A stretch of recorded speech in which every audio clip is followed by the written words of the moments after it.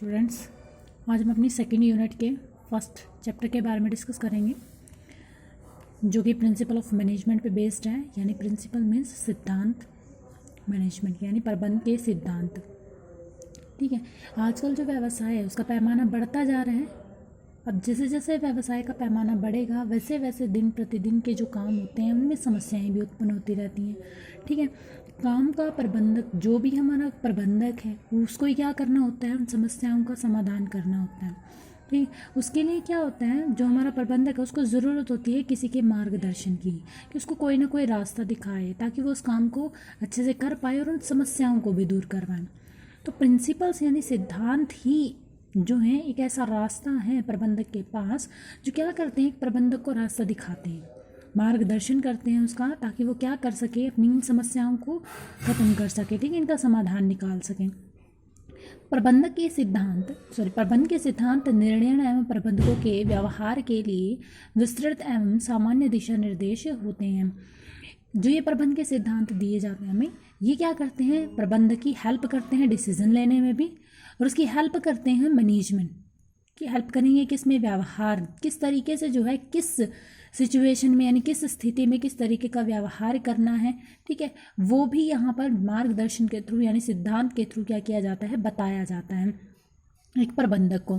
ठीक, आगे हमें एडविन बी फ्लिपो के अनुसार डेफिनेशन गिवन है सिद्धांत की, कि सिद्धांत एक आधारभूत सत्य है यानी एक ट्रू फैक्ट है, और सामान्यतः यह कारण और परिणाम में संबंध की व्याख्या करता है। कारण और परिणाम, जैसे कि मैंने पहले भी आपको बताया था कि क्या होता है कि कोई जो आपका रिजल्ट आया है, ठीक है, कम आया है, ज़्यादा आया है, उसके पीछे कोई ना कोई कारण ज़रूर होता है। वैसे ही हमारे सिद्धांत भी बताते हैं कि एक प्रबंध के अंदर, एक व्यवसाय के अंदर जो भी काम किया जा रहा है उसका रिजल्ट अच्छा आया है या ख़राब आया है, वो डिपेंड करता है किस पर, रीज़न पर, कारण पर, कि वो हमारा रिजल्ट जो है ख़राब क्यों आया है या अच्छा क्यों आया है, उसके पीछे क्या कारण है। ठीक है, तो वो हमारे सिद्धांत ही हैं जो बताते हैं, हमें व्याख्या करते हैं कि इन कारण और परिणाम के बीच में संबंध क्या है। ठीक है, नेक्स्ट हमारे आते हैं प्रबंध के सिद्धांतों का उद्गम कैसे हुआ, कि जो हमारे प्रबंध के सिद्धांत हैं, 14 सिद्धांत है प्रबंध के, ठीक है, उसका जो उद्गम है यानी डीराइव्ड, कहाँ से ये सिद्धांत लिए गए हैं, कैसे इनका पता चला, ठीक, वो चीज़ हम जानेंगे। दो बेसिस पे जो है प्रबंध के सिद्धांतों का उद्गम हुआ, एक हुआ है अवलोकन के आधार पर, on the basis of observation. अवलोकन का मतलब होता है किसी चीज़ को गहराई से देखना।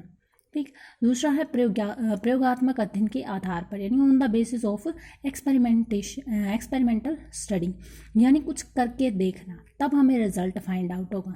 ठीक, तो इनका उद्गम कैसे हुआ, कि समस्याएं पहले हमारे सामने आई, ठीक है, फिर हमने कारणों का पता लगाया कि ये समस्याएं क्यों आ रही हैं, क्यों उपस्थित हो रही हैं, क्या कारण है। ठीक है, पहले ये समस्याएं उत्पन्न हुई, फिर हमने प्रयास किए कि कैसे ना कैसे इन समस्याओं का समाधान किया जाए। इसी प्रयास में हम क्या करते हैं, नई नई रिसर्च करते हैं, खोज करते हैं, ताकि क्या किया जा सके, समस्याओं का समाधान ढूंढा जा सके। और इन समस्याओं का समाधान जो है इन दो बेसिस पे किया गया है। अवलोकन के आधार पर, अवलोकन का मतलब होता है कि बार बार उत्पन्न होने वाली समस्या को गहराई से देखना, कारणों का पता लगाना और समाधान ढूंढना। ठीक है, कि हम क्या करते, कोई भी चीज़ है जब से की जाती है, जब उसको क्या करेंगे, ध्यान से देखेंगे, ऑब्जर्व करेंगे, ठीक है, समझेंगे उसको कि ये चीज़ जो है क्यों की जा रही है। जैसे एग्जाम्पल हम ले कार्य विभाजन के सिद्धांत का। कार्य विभाजन का सिद्धांत क्या कहता है कि संपूर्ण काम को क्या कर दिया जाए, छोटे छोटे हिस्सों में बांट दिया जाए। यह हमारा संपूर्ण काम है, इसको क्या कर दिया जाता है, छोटे छोटे हिस्सों में बांट दिया जाता है, और हर एक हिस्सा जो है एक व्यक्ति को दिया जाता है, उस व्यक्ति को दिया जाता है जो इस काम को करने में क्या होगा, संपन्न होगा, संपूर्ण होगा, जिसको ये काम बहुत अच्छे तरीके से आता होगा। रिजल्ट क्या आएगा, तो व्यक्ति की कार्यकुशलता बढ़ेगी, यानी कि वो अपने काम में पूरे तरीके से निपुण हो जाएगा। ठीक है, विशिष्टीकरण के लाभ उसको मिलेंगे। विशिष्टीकरण के लाभ कैसे मिलेंगे, कि एक काम को बार बार करने से क्या हो जाते हैं, हम उसके विशेषज्ञ बन जाते हैं, ताकि वो काम क्या हो जाता है, फिर कम समय में पूरा होता है। ठीक है, तो कार्य विभाजन का सिद्धांत का उद्गम ऐसे ही हुआ जब हमें पता चला कि कार्यकुशलता को कैसे बढ़ाया जाए। कार्यकुशलता तभी बढ़ सकती है जब पूरे काम को छोटे छोटे हिस्सों में और योग्य व्यक्तियों में बांट दिया जाता है। ये तो था अवलोकन के आधार पर, कि हमने देखा तब हमें पता चला कि ये करना चाहिए। ठीक, दूसरा है हमारा प्रयोगात्मक अध्ययन के आधार पर, on the basis of experimental studies, experiment करना। हम जो ये हमारी पद्धति है प्रबंध के सिद्धांत को खोजने का जो उद्देश्य है, एक शोधकर्ता द्वारा प्रयोगात्मक अध्ययन किए गए, ठीक है, यानी एक्सपेरिमेंट किए गए एक रिसर्चर के द्वारा। जैसे एग्जाम्पल हमारा, हमें पता है कि लोगों को 2 समूह में बांट देंगे, ये ग्रुप 1 है, ये हमारा दूसरा ग्रुप है। इस जो ग्रुप है इसमें जो कर्मचारी काम कर रहे हैं उसका सिर्फ जो है बॉस जो है एक ही है, ठीक है, जबकि जो ये हमारा दूसरा ग्रुप है इसमें काम करने वाले कर्मचारी का 2 बॉस हैं, ठीक है, इसके 2 बॉस हैं। अब हमें पहले से ही पता है कौन सा जो कर्मचारी है बेहतर काम करेगा, फर्स्ट वाला। क्यों?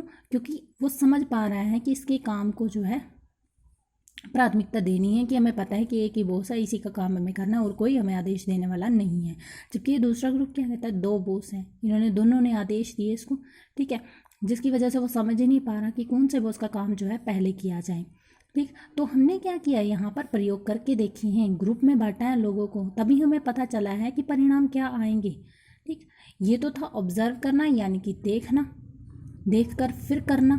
ये क्या हमने पहले किया और फिर देखा, ये रिजल्ट क्या है, ठीक है। तो इससे हमारा कौन सा सिद्धांत उत्पन्न हुआ, आदेश की एकता का सिद्धांत, आदेश की एकता का सिद्धांत, ठीक है।